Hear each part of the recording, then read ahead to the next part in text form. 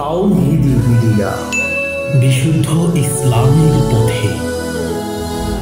রহমতুল্লাহ। ওয়ালাইকুম আসসালাম রহমতুল্লাহ। ওস্তাদ, যে বাচ্চাদের কি জামাতের প্রথম কাতারে রাখা যাবে? যদি রাখা যায় তবে কাতারের মাঝখানে রাখা যাবে কিনা, যাতে দুষ্টমি কম করে? জাযাকাল্লাহ খাইরান। বাচ্চাদেরকে প্রথম কাতারে রাখা যাবে, কেন কোনো দলিল এমন নেই যে বাচ্চাদেরকে পিছনে তেড়ে দেওয়া, যেমন হানাফি মসজিদগুলোতে করা হয়। একবারে পিছনের কাতারে বাচ্চাদেরকে সবগুলি, আর সেখানে হইচই করছে, তারা না ভালো করে সলাৎ শিখলো, নামাজ শিখলো, আর না তারা শান্তিতে অন্যদেরকে নামাজ পড়তে দিল। এই দৃশ্য দেখা যায় ওদের মসজিদে। না, বাচ্চাদেরকে বাচ্চার অভিভাবকরা পাশে নিয়ে নামাজ পড়বে, প্রথম কাতারে হোক অথবা দ্বিতীয় কাতারে হোক, যেখানেই জায়গা পাবে সেখানেই পড়বে।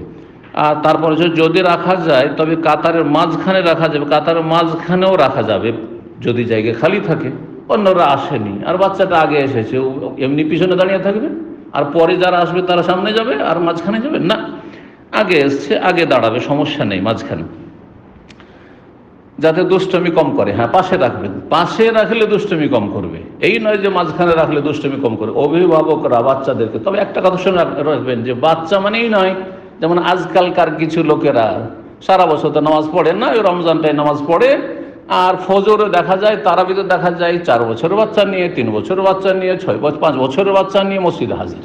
না, 7 বছরের নিচে বাচ্চাদেরকে নিয়ে যাবে না। 7 বছরের মসজিদে নামাজ পড়াইতে বলেছেন, মৌরুয়াহুল বিশ্বর ইজাবালাহু সাবাসানিন। তবে ওলামারা বলেছেন যে 7 বছর নয় বলেছেন, কিন্তু 6 বছর 5 বছর বাচ্চাকে ভালো করে আপনি সলাতের শিক্ষা দিয়ে দিয়েছেন, মসজিদের আদব কায়দা শিখিয়ে দিয়েছেন, মোমাইয়াজ বুঝে, হিতাহিত ভালো জ্ঞান আছে যে নামাজ কি জিনিস, মসজিদ কি জিনিস, মসজিদের আদব এহতারাম, তাহলে 6 বছর হলে দিতে পারে। কিন্তু 4 বছর 5 বছরের বাচ্চা অনেক সময় হারাম কাজ করছে, মসজিদে এই মাথা থেকে ওই মাথা দিল দৌড় মসজিদ মুসল্লিদের সামনে, নাজায়েজ কাজ এগুলো, ডিস্টার্ব করছে, পাশে এসে কাতারে কাতার লাগতে দেয় না। আর বাচ্চা একবার এদিকে যাচ্ছে, ঘর এদিকে যাচ্ছে, আগে যাচ্ছে পরে যাচ্ছে। 7 বছর পরে বাচ্চাদের নিয়ে যান, বা বাচ্চারা যাক মসজিদে, আর তারপরে সামনে দাঁড়াক, সামনে জায়গা পাবে সেখানে দাঁড়াক। তবে একটা হাদিস রয়েছে সহিহ মুসলিমে 655 নম্বর হাদিস, যদি যোগ্য ব্যক্তিরা থাকে, আলেম ওলামা যারা নামাজের মাসাইল বেশি বুঝে, তারা ইমামের কাছাকাছি দাঁড়াবে। লিয়ালিয়ানি মিনকুম উলুল আহলাম ওয়ান নুহা, আমি ইমাম, নবী সাল্লাল্লাহু আলাইহি ওয়াসাল্লাম বলছেন, আমার কাছাকাছি যেন যারা জ্ঞানী গুণী ব্যক্তি তারা থাকে।